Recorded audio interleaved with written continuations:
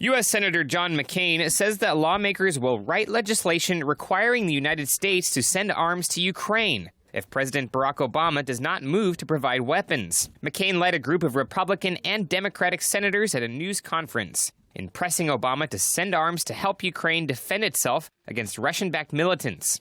I'd like to express my appreciation to Senator Reid and all of my other colleagues here who are joining today to express what is now an overwhelming bipartisan consensus.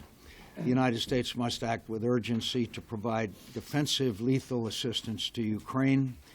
Russia's invasion of the sovereign territory of Ukraine, which has continued unabated in the face of political and economic sanctions, is the gravest threat to European security in decades.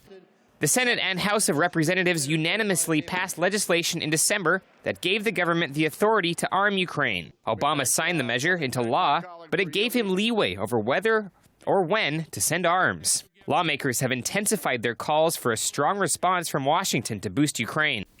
We need to see that Putin understands nothing but force. He is a thug. He has not responded to sanctions. Sanctions are not working. And the robust and muscular approach that we are urging now, in fact, was authorized by Congress in the last session, $350 million in military and defensive aid, which includes the kinds of weapons, anti-tank missiles, that are vital for the Ukrainians to defend themselves against Russian troops that have invaded their country. That's the simple, plain, blunt truth, and the United States has to respond in kind.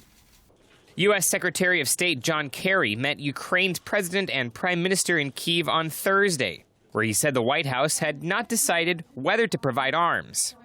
So for that reason, the president is reviewing all of his options. Among those options, obviously, is the possibility of providing defensive